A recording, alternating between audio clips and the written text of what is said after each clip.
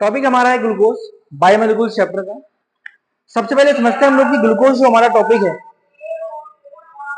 सबसे पहले हमें ग्लूकोज का फॉर्मूला पता होना चाहिए। ग्लूकोज का फॉर्मूला होता है C6H12O6। This is the basic formula of glucose. क्या आपको आवाज आ रही है? वीडियो क्लियर है क्या? ओके। ग्लूकोज का फॉर्मूला होता है C6H12O6। ग्लूकोज हमारा है वो हमें नेचुरली मिलता है, नेचर में मिल सकता है, और नेचर में हमें ये फ्री स्टेट में और कंबाइंड स्टेट दोनों ही स्टेट में मिल सकता है। तो जो हमारा ग्लूकोज है वो हमें फ्री स्टेट में मिलता है और कंबाइंड स्टेट में भी मिलता है। ठीक है।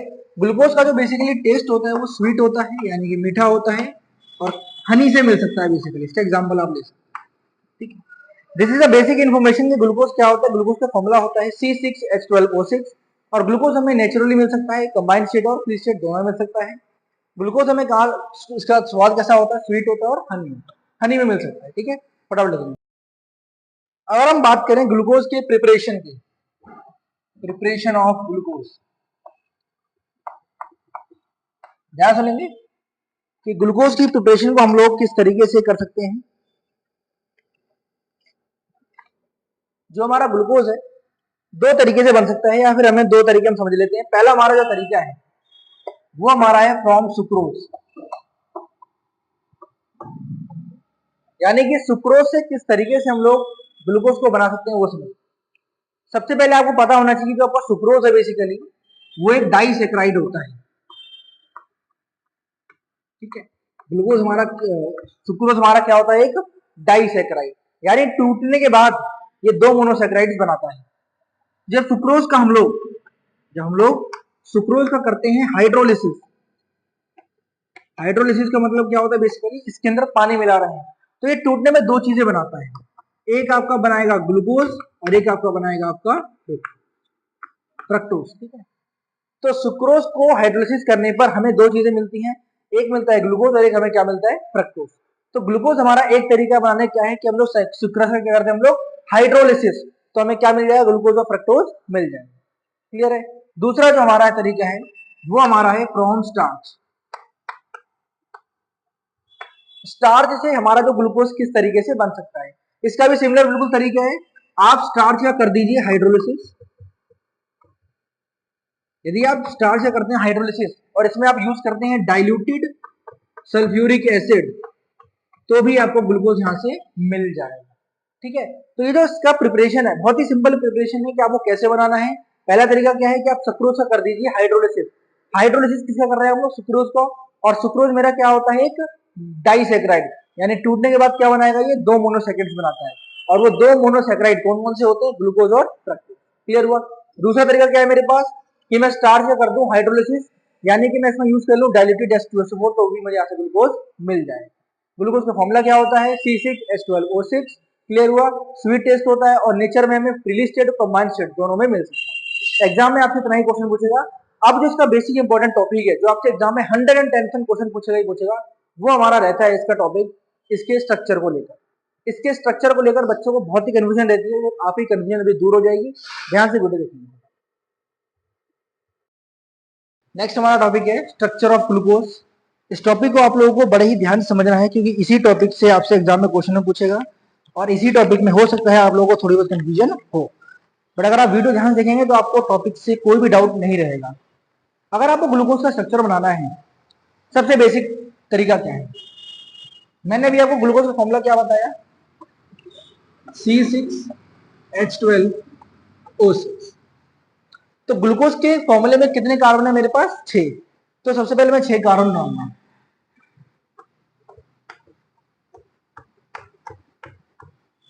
ठीक है, ये मेरे पास 6 कार्बन आ गए। पहला जो है उसको लगा दो CHO, क्योंकि एल्डिहाइड ग्रुप होता है। एक इस तरफ OH, एक इस तरफ OH, एक इस तरफ OH, एक इस तरफ OH, और यहां हो जाता है CH2OH। क्लियर है।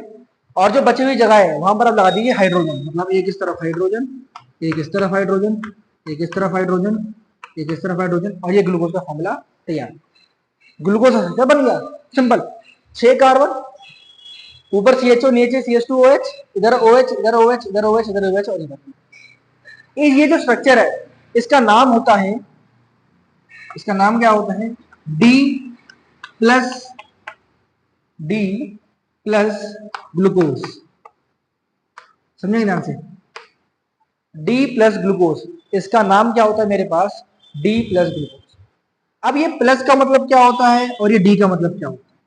देखो डी का मतलब होता है डेक्स्ट्रो रोटेटरी, ठीक। और ये प्लस है बेसिकली, डी, सॉरी मैंने उल्टा बोल दिया क्या, हाँ उल्टा बोला।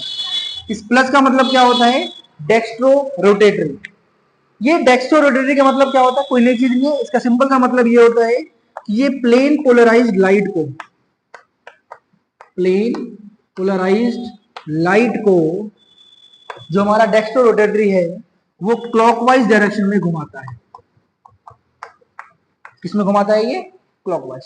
तो जो ये प्लस लिखा हुआ है, प्लस का मतलब क्या है, डेक्स्ट्रो रोटेटरी। इसका मतलब क्या है कि जो ये प्लेन पोलराइज्ड लाइट है इसको ये किस डायरेक्शन में घुमाएगा, क्लॉकवाइज डायरेक्शन में।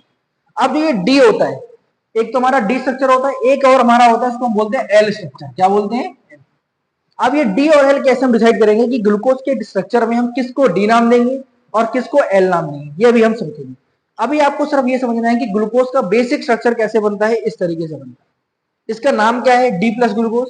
ये डी और प्लस का मतलब क्या है, मैंने क्या बताया, प्लस का मतलब क्या है, डेक्स्ट्रो रोटेटरी, यानी कि प्लेन पोलराइज्ड लाइट को क्लॉकवाइज डायरेक्शन में घुमा दें। अब ये डी और एल का समझते हैं, ठीक है, फटाफट से नोट करेंगे। देखिए जो मैंने अभी आपको बताया कि डी और एल को कैसे डिसाइड करेंगे, तो डी और एल को डिसाइड करने के लिए ना हम लोग एक बेसिक स्ट्रक्चर को उठाते हैं, उस बेसिक स्ट्रक्चर को हम बोलते हैं ग्लिसरॉल्डिहाइड।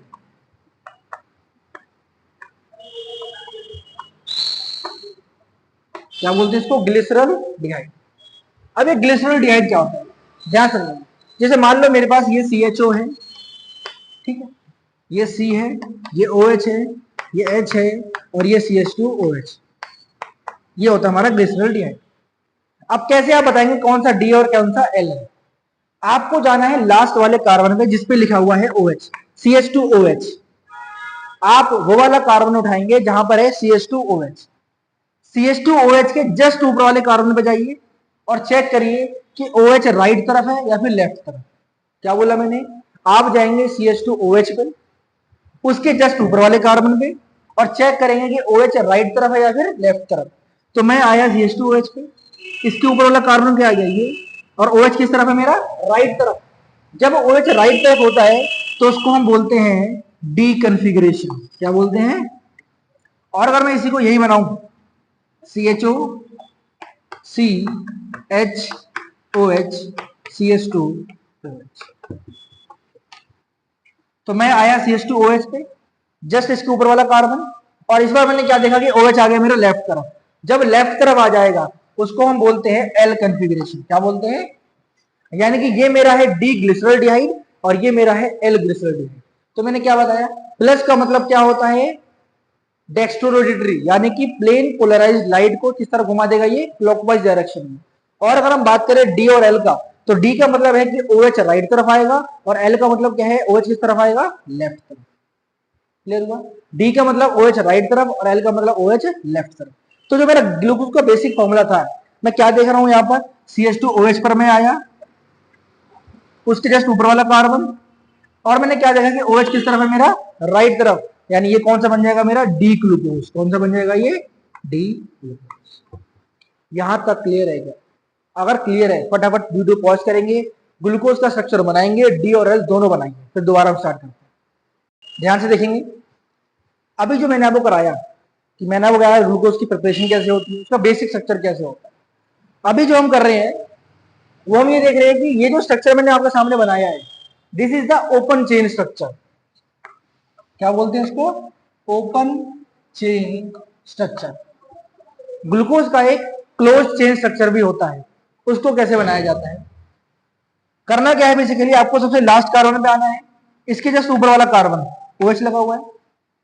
अच्छा मैं जानता हूं कि H के ऊपर हमेशा साइन आता है प्लस का और O के ऊपर आता है माइनस का, ठीक है, क्योंकि आपने क्लास 10th में पढ़ा होगा कि एसिड जो होता है वो मुझे देता है H पॉजिटिव आयन, यानी H के ऊपर कौन साइन आता है, हमेशा प्लस का, और O के ऊपर हमेशा ही साइन आएगा मेरे पास माइनस का। तो होगा क्या कि ये वाला जो मेरे पास O है ये जाकर, अच्छा इससे पहले की समझ लीजिए एक चीज, ये जो CHO मैंने यहां पर लिखा हुआ है इसको हम लिखते हैं एल्डिहाइडिक फॉर्म में, यानी कि इस तरीके से C डबल बॉन्ड O और ये मेरे पास आ गया H। क्लास 10th में हमने पढ़ा होगा कि CHO को मैं इस तरीके से लिख सकता हूं, एल्डिहाइडिक फॉर्म में लिख सकता हूं। ठीक है, क्या होगा कि जो ये नेगेटिव वाला है ऑक्सीजन ये जाएगा यहां से और इस वाले कार्बन पे अटैक कर देगा। जब इस कार्बन में ये अटैक करेगा तो इलेक्ट्रोनेगेटिविटी का डिफरेंस आएगा, जिसकी वजह से जो ये डबल बॉन्ड है वो डिस्टर्ब हो जाएगा। तो डबल बॉन्ड अपने आप को स्टेबल करने के लिए यहां से इस तरफ आ जाएगा। कहने का मतलब ये देखो, कार्बन एक टाइम पे 4 बॉन्ड बना सकता है। जब ये यहां से जाएगा इसके ऊपर अटैक करेगा तो 5 बॉन्ड बन जाएंगे। तो 5 बॉन्ड को 4 बॉन्ड करने के लिए यहां से डबल बॉन्ड टूटेगा और ये इलेक्ट्रॉन यहां पर आ जाएगा। ठीक है, तो स्ट्रक्चर किस तरीके से हो जाएगा, ये C एज इट इज, उसके ऊपर ये H। अब क्योंकि ये वाला ऑक्सीजन ये डबल बॉन्ड के इलेक्ट्रॉन्स ले रहा है, ये वाला ऑक्सीजन ये डबल बॉन्ड के इलेक्ट्रॉन ले रहा है, जब भी कोई इलेक्ट्रॉन लेता है तो उसके ऊपर साइन आता है माइनस का, यानी कि इस वाले ऑक्सीजन पे साइन आ जाएगा माइनस। उसके नीचे ये आप C लिखेंगे, इधर OH एज इट इज, इधर H एज इट इज, फिर दोबारा नीचे C, ये H और ये OH, फिर ये C, ये OH, ये H और फिर ये C, ये H बचेगा यहां पर, अभी के लिए आप समझ लीजिए H बचेगा और यहां बचेगा H और ये रहेगा CH2। और ये वाला जो ऑक्सीजन है वो किस पे अटैक कर रहा है, इस वाले कार्बन पे। तो मैं इस तरीके से बना दूंगा, ये ऑक्सीजन यहां पर इसके ऊपर अटैक कर रहा है, कोई दिक्कत। ये वाला ऑक्सीजन किस पे अटैक कर रहा है, इस वाले कार्बन पे, तो ये ऑक्सीजन इस पे अटैक कर रहा है। ठीक है, और जो ये H पॉजिटिव बचा हुआ है ये यहाँ अकेला नहीं रहेगा, ये H पॉजिटिव यहां से उठेगा और चला जाएगा O माइनस पे, तो बना देगा O माइनस H प्लस। तो ये हमारा आ गया एक क्लोज्ड चेन स्ट्रक्चर। कैसे हुआ दोबारा समझ लो, ये मेरे पास बेसिक स्ट्रक्चर, लास्ट वाले कार्बन पे हम लोग, O माइनस जाकर अटैक कर देगा इस कार्बन पे, तो कार्बन की वैलेंसी डिस्टर्ब होगी, जिसकी वजह से ये डबल बॉन्ड कहां जाएगा, ऊपर। और जब भी कोई इलेक्ट्रॉन लेता है तो उसके ऊपर साइन कैसा आता है, हमेशा माइनस का। दोबारा मैंने सेम स्ट्रक्चर बनाया, ये वाला कार्बन, ये वाला जो ऑक्सीजन है वो किस पे अटैक कर रहा है, इस वाले कार्बन पे ये अटैक कर रहा है, और यहां से जो H प्लस बचा है मेरा वो जाके चला जाएगा यहाँ पर। क्लियर हुआ, अच्छा समझिए। ये वाला जो OH है इस वाले कार्बन पर जो ये वाला OH लगा हुआ है वो रोटेट कर रहा है, क्या कर रहा है, रोटेट, मतलब इस तरफ भी है और इस तरफ भी है। ठीक है ना, इस वाले कार्बन पे जो OH लगा हुआ है वो इस तरफ भी है और उस तरफ भी। तो इस वाले कार्बन पे OH इस तरफ और इस तरफ दोनों तरफ रोटेट कर रहा है। जब भी कोई रोटेट करता है ना तो यहीं से ग्लूकोज के 2 स्ट्रक्चर और निकलते हैं, जिसको हम बोलते हैं अल्फा ग्लूकोज और बीटा ग्लूकोज। ठीक है, अल्फा बीटा ग्लूकोज, 2 तरह के ग्लूकोज और आते हैं। कहां से आते हैं, यहीं से आते हैं। क्यों, क्योंकि ये OH रोटेट कर सकता है, मतलब ये इस तरफ भी आ सकता है और इस तरफ भी आ सकता है। क्लियर है, तो फटाफट नोट करेंगे फिर आगे करते हैं। तो मैंने क्या बताया, ये जो कार्बन है इसके अराउंड जो ये OH है वो इस तरफ और इस तरफ, यानी दोनों तरफ घूमते रहता है, लेफ्ट राइट दोनों तरफ घूमते रहता है। तो रोटेट करने की वजह से यहां से 2 स्ट्रक्चर और आते हैं, अल्फा ग्लूकोज और बीटा ग्लूकोज। हमें वो दोनों ही बनाने हैं। ठीक है, सबसे पहले हम करते हैं नेमिंग देते हैं। इसको मैंने दिया 1, इसको 2, 3, 4, 5 और ये मैंने दिया कार्बन को 6। इसको हम लोग पहले इसको बनाते हैं ओपन क्लोज स्ट्रक्चर में, ये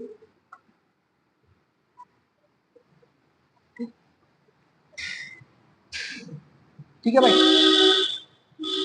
1 2 3 4 5 और ये मेरा 6, यहां रहेंगे। ठीक है, इस तरीके से। अब नंबर दे दो, इसको मैंने दिया 1 2 3 4 5 और ये रहा कार्बन 6। ठीक है, क्योंकि फर्स्ट कार्बन और फिफ्थ कार्बन के बीच में क्या लगा हुआ है मेरा, OH। तो फर्स्ट कार्बन और फिफ्थ कार्बन के बीच में क्या लगा हुआ है मेरे पास, O।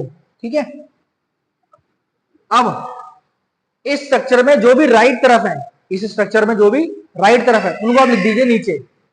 तो फर्स्ट कार्बन पे जाओ, फर्स्ट कार्बन पे राइट पे क्या लिखा हुआ है मेरे पास, OH, तो नीचे क्या आ जाएगा, OH। सेकंड पे आओ, राइट में क्या लिखा हुआ है, OH। थर्ड पे आओ, H लिखा हुआ है नीचे। फोर्थ पे राइट में क्या लिखा हुआ है, OH, उधर आ जाएगा। फिफ्थ में क्या लिखा हुआ है राइट पे, उस तरफ OH।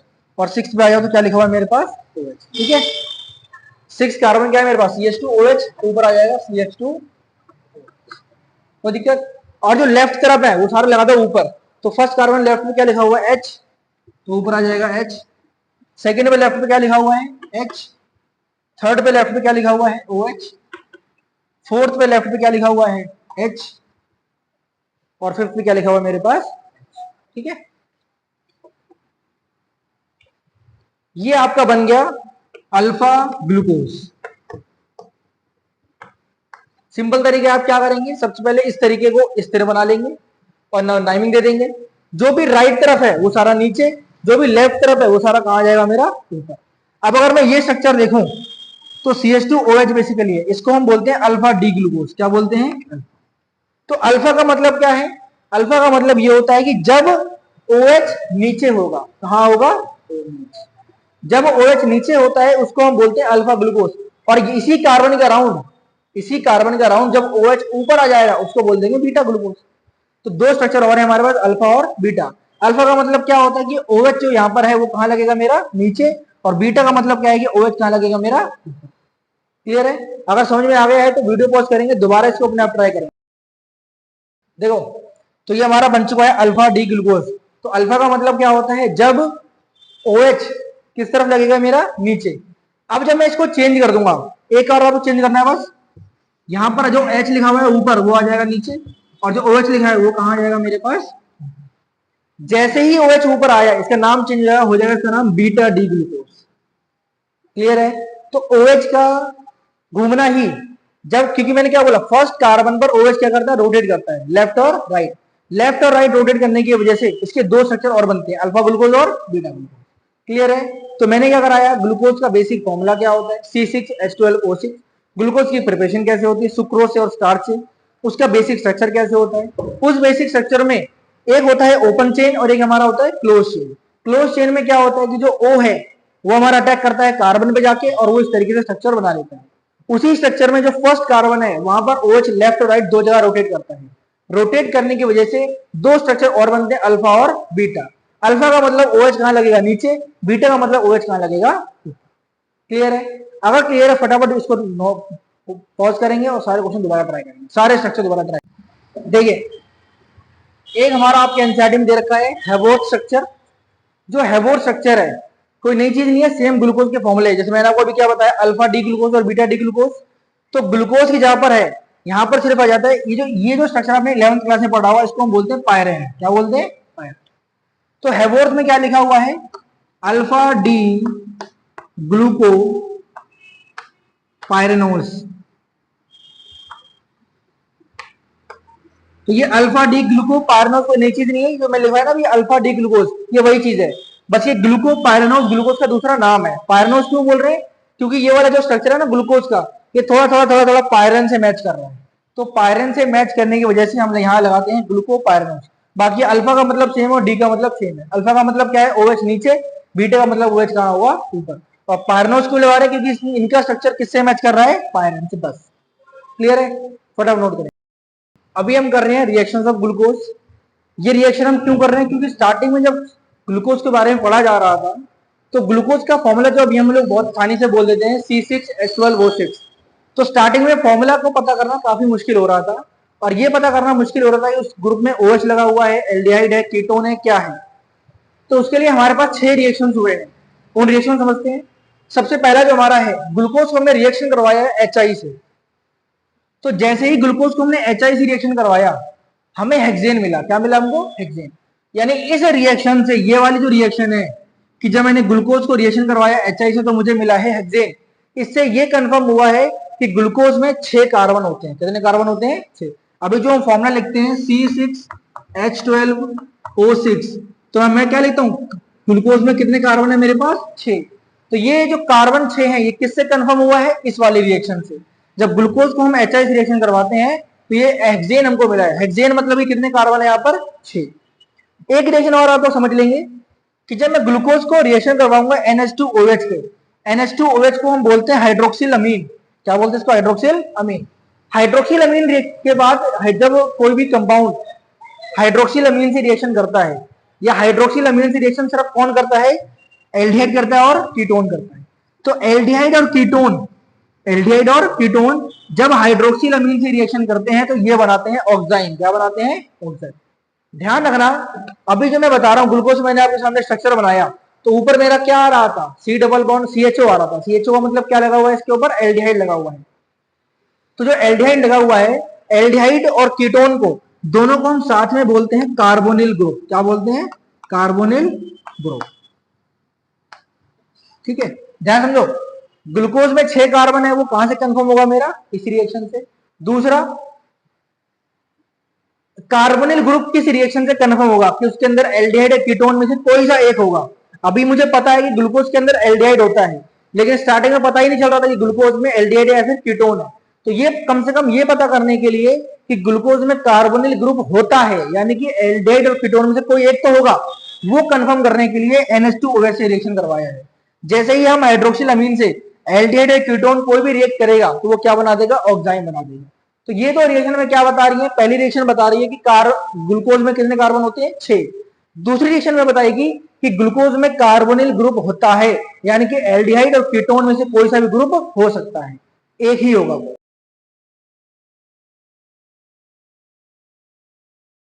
ये मेरे पास ग्लूकोज है, जब मैं इसको रिएक्शन करवाऊंगा NH2OH के साथ, तो NH2OH के साथ रिएक्शन करने पर मैंने भी क्या बताया, क्या कंफर्म होगा?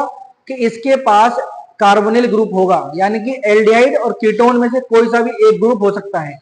अभी ये कंफर्म नहीं हुआ है कि इसके पास या तो एल्डिहाइड है या फिर कीटोन है। अभी सिर्फ ये कंफर्म हुआ है कि इसके पास सिर्फ और सिर्फ कार्बोनिल ग्रुप है, इसके अलावा कोई ग्रुप नहीं है। इसी बात को दोबारा कंफर्म करने के लिए हमने एक और लिया है HCN। जब हम इसको HCN से रिएक्शन करवा रहे हैं तो क्या हो रहा है? CHO मेरे पास है, CHO में कैसे लिख सकता हूं? C डबल बॉन्ड OH, ठीक है ना। यहां से CN निकलता है, वो यहां जुड़ जाता है और ये OH मेरा इस तरीके से हुआ, ठीक है। अब HCN से भी ये कंफर्म हुआ है कि ये जो ये मेरा NH2OH है और मेरे पास HCN है। ध्यान रखना, इन दोनों रिएक्शन से सिर्फ ये कंफर्म हो रहा है कि इनके पास सिर्फ और सिर्फ कार्बोनिल ग्रुप है। अगर एग्जाम में पूछे कि किस रिएक्शन से आप बता सकते हैं कि ग्लूकोज के पास कार्बोनिल ग्रुप होता है, तो आप बताएंगे कि सिर्फ और सिर्फ इन दोनों रिएक्शन से। अब जब मैं ग्लूकोज को रिएक्शन करवाऊंगा ब्रोमीन वाटर से, जो मेरा ब्रोमीन वाटर होता है वो मेरा होता है mild oxidising agent. Mild oxidising agent, mild का मतलब होता है कमजोर यानी वीक। ये वीक ऑक्सीडाइजिंग एजेंट है। अगर ये वीक है तो ये सिर्फ वीक कार्बोनिल ग्रुप को ही ऑक्सीडाइज करा पाएगा, स्ट्रॉन्ग को नहीं करा पाएगा। और आप लोगों ने रिएक्टिविटी सीरीज पढ़ी होगी, जो एल्डिहाइड है वो वीक रिएजेंट होता है एज कंपेयर टू कीटोन। इसलिए यहां से इस रिएक्शन से क्या कंफर्म होगा? जब इस ब्रोमीन वाटर को हम लोग रिएक्शन करवाएंगे ग्लूकोज से, तो ऊपर क्या लिखा हुआ है? एल्डिहाइड। जब एल्डिहाइड ऑक्सीडाइज होगा तो एल्डिहाइड ऑक्सीडाइज होने के बाद मुझे क्या दे देगा? Carboxylic acid. क्लियर हुआ? तो इन दोनों रिएक्शन से ये कंफर्म हो रहा है कि इसके पास कार्बोनिल ग्रुप है। और कौन सा कार्बोनिल ग्रुप है? एल्डिहाइड। कैसे पता चलेगा मुझे? ब्रोमीन वाटर से, क्योंकि ब्रोमीन वाटर सिर्फ और सिर्फ वीक रिएजेंट को ही ऑक्सीडाइज कर पाएगा, स्ट्रॉन्ग को नहीं कर पाएगा। और एल्डिहाइड में और कीटोन में वीक रिएजेंट कौन सा मेरा है? एल्डिहाइड। तो एल्डिहाइड ऑक्सीडाइज होने के बाद मुझे क्या दे देगा? Carboxylic acid. तो यहां से ये बात कंफर्म हो चुकी है। क्लियर है? देखिए, अगली हमारी रिएक्शन है। तो पिछली जो रिएक्शन है उससे हमारा क्या कंफर्म हुआ है? सबसे पहली जो हमारी रिएक्शन थी वो हमारी थी HI के साथ। जब हमने ग्लूकोज को HI से रिएक्शन करवाया तो क्या कंफर्म हुआ कि इस ग्लूकोज में कितने कार्बन है? मेरे पास 6। दूसरी जो हमने रिएक्शन ली है NH2OH वाली, उससे ये कंफर्म हुआ है कि इसके पास कार्बोनिल ग्रुप है। कार्बोनिल का मतलब क्या होता है? या तो उसके पास OH होगा या उसके पास एल्डिहाइड होगा, सॉरी, या तो उसके पास एल्डिहाइड होगा या उसके पास कीटोन होगा। तीसरी हमने कौन सी ली है? हमने HCN वाली। HCN से भी यही कंफर्म हुआ है कि उसके पास कोई ना कोई कार्बोनिल ग्रुप होगा। फिर जब हमने अगली रिएक्शन ली ब्रोमीन वाटर, तो ब्रोमीन वाटर से यह कंफर्म हुआ कि इसके पास एल्डिहाइड ग्रुप है, क्योंकि ब्रोमीन एक मिल्ड ऑक्सीडाइजिंग एजेंट है, यानी कि वीक रिएजेंट को ही ऑक्सीडाइज कर पाएगा, यानी कि एल्डिहाइड को, कीटोन को नहीं कर पाएगा। अब जो अगली रिएक्शन हम लोग कर रहे हैं, अब हम ग्लूकोज को रिएक्ट करवा रहे हैं एसिडिक एनहाइड्राइड से। एसिडिक एनहाइड्राइड क्या करता है? एसिडिक एनहाइड्राइड OH ग्रुप को, एल्कोहल को, यानी कि किसको? एल्कोहल को, एसिडिक एनहाइड्राइड एल्कोहल को ऑक्सीडाइज करके या एल्कोहल से रिएक्ट करके बनाता है पेंटा एसीटेट। क्या बनाता है? पेंटा एसीटेट।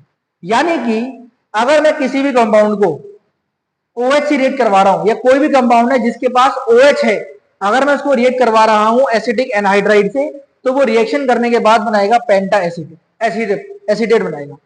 तो यहां से जब ग्लूकोज को हमने ग्लूकोज को रिएक्ट करवाया एसिडिक एनहाइड्राइड से, जैसे ही हमने ग्लूकोज को एसिडिक एनहाइड्राइड से रिएक्ट करवाया तो हमें क्या दिखा, 5 एसिटेट। कितने मिले हमें? 5। उसको हम बोलते हैं पेंटा एसिटेट। पेंटा का मतलब जब ग्लूकोज को रिएक्ट करवाया गया किसके साथ? एसिडिक एनहाइड्राइड के साथ, तो हमें मिले पेंटा एसिटेट, यानी कि 5 एसिटेट बने। तो यहां से ये कंफर्म हुआ कि ग्लूकोज का फॉर्मूला कुछ भी हो, बट इतना तो कंफर्म है कि वहां पे 5 OH ग्रुप लगे हुए हैं। 5 OH ग्रुप कैसे पता चले? क्योंकि 5 एसिटेट बन रहे हैं, और 5 एसिटेट तभी बनेंगे जब 5 OH होंगे, क्योंकि एसिटिक एनहाइड्राइड सिर्फ और सिर्फ OH से ही रिएक्ट करता है। क्लियर हुआ?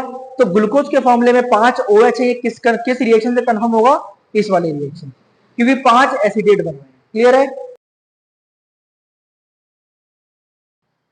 देखिए अगला हमारा रिएक्शन, हम ग्लूकोज को रिएक्ट करवा रहे हैं HNO3। जो हमारा HNO3 होता है ये बहुत ही स्ट्रॉन्ग ऑक्सीडाइजिंग एजेंट होता है।